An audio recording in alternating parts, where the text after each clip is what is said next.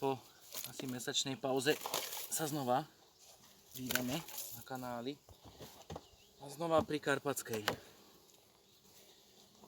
V Rumunsku nám kvitne agát 16. mája 2020.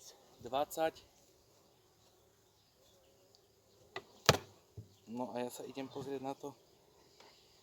Horný medník je zatiaľ prázdny, ten agát začal až teraz kvitnúť, ešte pred 2 dňami sa akurát začínali sťahovať včelári. A tu pozerám, že začínajú stavať. Kam dám medník, kam dám sem.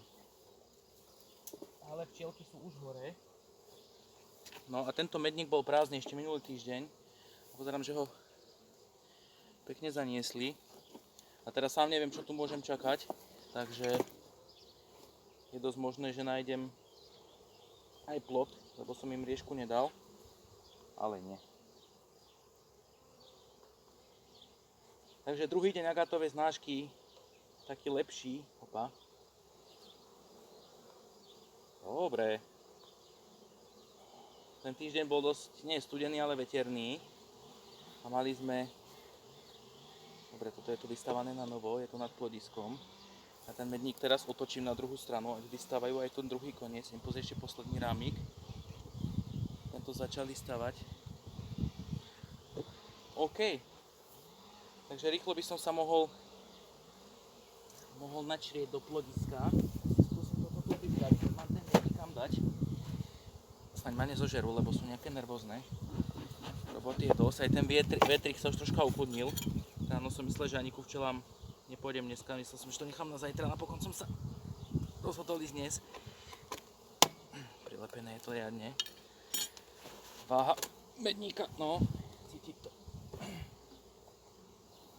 No, ukáž plodisko. Je to originál medník, originál úl, všetko v kope kupované, vlastne ako set. A pozerám, že mi tu stávajú prechody. Takže ten pán stolár, ktorý to vyrába, asi nebude včelár. Budem si musieť pozrieť nejaký plánik. A budem si musieť začať úle stavať sám. Ináč to asi nevidím. To dám sem. No, máte hrubé vence, takže materskú mliežku vám ani nebude treba. Dobre, zaplodované. Horný veniec, to je krajný rámik. Teraz to pozerám hlavne kvôli materským miskám. Alebo skúsim neotočiť medník, ale hodiť plodisko na opačnú stranu.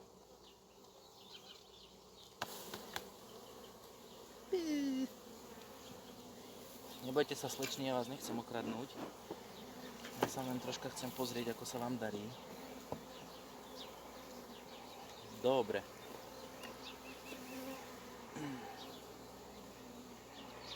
Prúdik, ktorý som vyrezal, tuto vidieť, to už vystavali. Tento horný bol síce prázdny, ale spodný som vyrezal preč a teraz im to nechám. Troška to zaniesli medom, ale sú tu už vajíčka ďalšie, že matka to zakladá. No Jardo, pohni kostrov, lebo áno, prúdov majú dosť. Aj Karpatské sa chcú važiť. Takže trúdiky majú.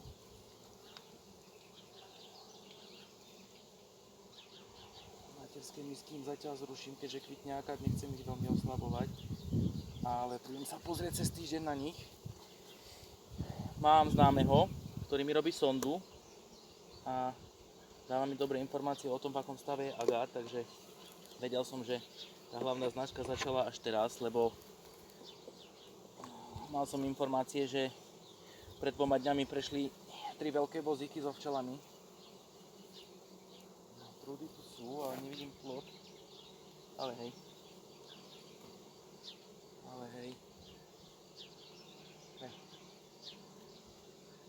No, misky tu zatiaľ nemajú zakladené. Našiel som len jednu. Je to otvorený plot. A skúsim to takto urobiť. No, neviem zase, nakoľko to bude vidieť. Nechcem ich veľmi dráždiť, takže vám to ukážem len trošku. Sú aj trošku mraky, trošku vietor a teplota asi 19 stupňov zatiaľ, takže trošku som si na to počkal. Pôvodne som chcel ísť o 8 ráno, ale som nevedel, že sa ráno zobudím a bude vonku taká zima. No. Myštičky stávajú a to je karpatská včela.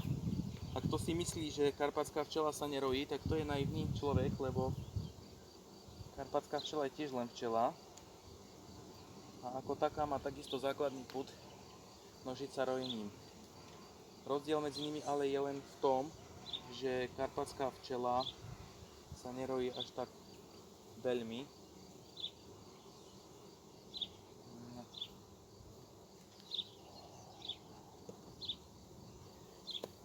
Zaujímavo sú zakladené tie rámiky, pol na pol. Ale tak pri Karpatke, no tu je nový rámik.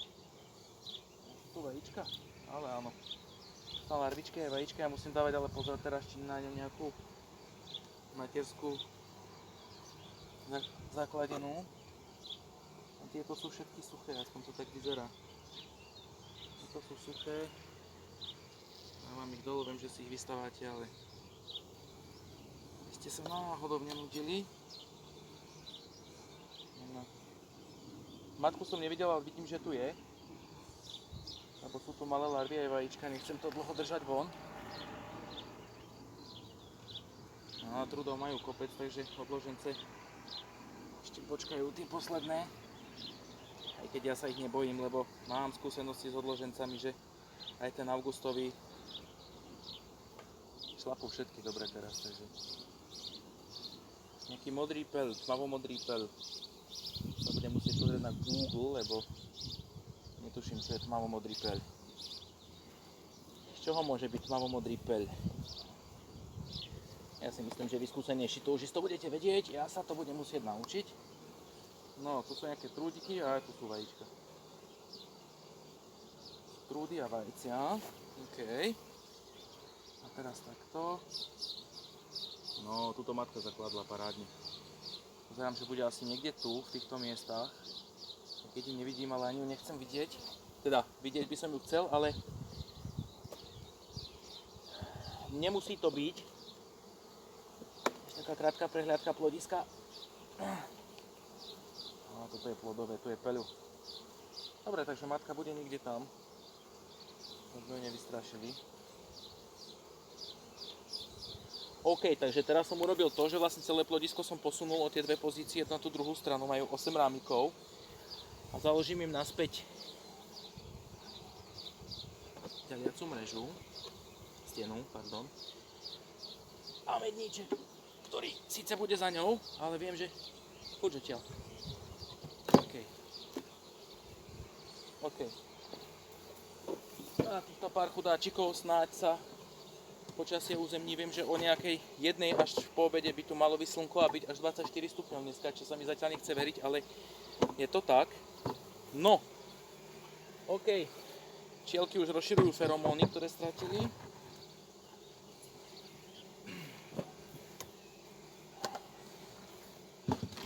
Dobre, Karpatika. Karpatská včela je karpatská včela. OK. Takže taký záver. Na to, že som im dal prázdny medník, vlastne mriežky som im zložil dolu materské minulý týždeň a z toho ešte 2 alebo 3 dní bolo dosť veterno, tak 4,5 rámika majú skoro plných a začínajú stávať tie ďalšie. Ja si myslím, že za posledné 2 dní, ktoré bolo ako tak dobré počasie, celkom dobrý výsledok na to, že je to karpatská včela, ktoré sú menšie. Bohužiaľ, najprv som si myslel, že od hanby nepoviem, ale poviem, aby ste sa naučili, hlavne tí noví, ktorí to pozerajú, skúsenosť. Minulý týždeň som, neviem, či som to, nedával som to na YouTube, ale minulý týždeň sa mi 5 minút po príchode na včelnicu vyrojilo jedno včelstvo a urobil som hlúposť, že som ten roj striasol, ale matka tam nebola. Striasol. No. Naložil som ho na ramík, ale matka zrejme zostala, neviem, v úli. Čo som urobil, to bola jedna chyba, som si to nepozrel dobre. Druhá chyba. Nechal som im všetky materské bunky, matečníky alebo ako chcete.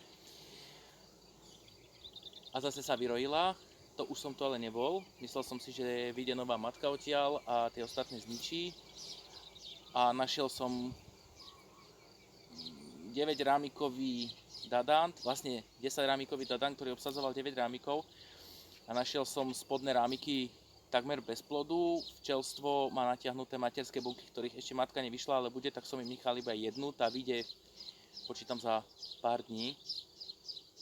Možno už tento víkend, presne neviem to odhadnúť. Ale problém je v tom, že ak vyšiel plod a začala znáška agátu, tak mi zanosili tie prázdne plodiskové rámiky nektárom. Na 6 rámikoch ešte je nejaký zavretý plod, to som im nechal, a tie 3 vlastne plné som dal odložencom, ktoré už mám. A počkám na 6 rámikoch, snad tá matka čo skoro vyjde von. Chyba, no. Mohol som mať teraz už plný medník, minimálne jeden, ak nie 2. Lebo jar som mal zlú, bola veterná a hej, takže aj mne sa včely roja. Tí, ktorí to budete pozerať, a myslím, že tam niekde na fóre padla otázka, aj mne sa roja včely. Odložence som s nej síce spravil, dal som im tam medzistienku, čo bola tiež asi chyba.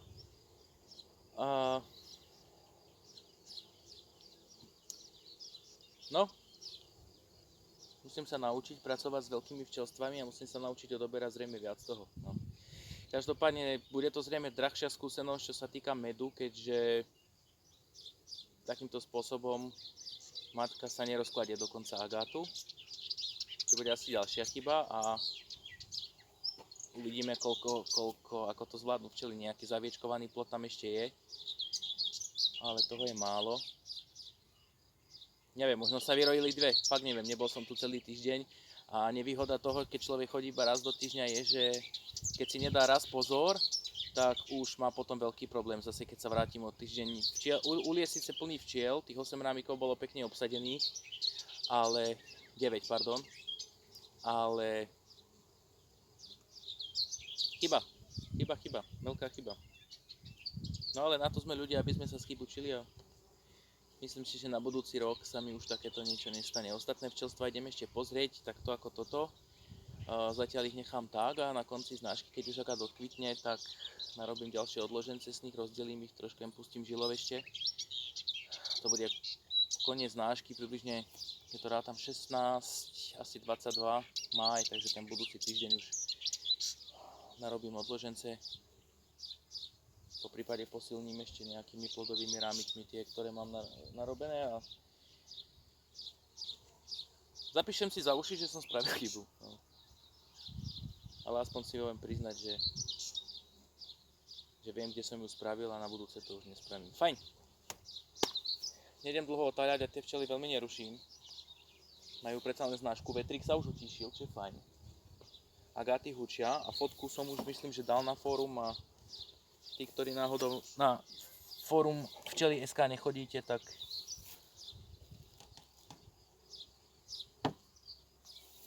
možno dám tú fotku aj do videa, ak sa mi to nejak podarí. OK, pozrieme sa ešte na letáč. Včielky teraz lietajú menej, zrejme sú všetky preč. Minulý týždeň som to pokosil, ale evidentne budem musieť kosiť ešte aj teraz trochu, lebo na budúci týždeň to už zase bude les. No.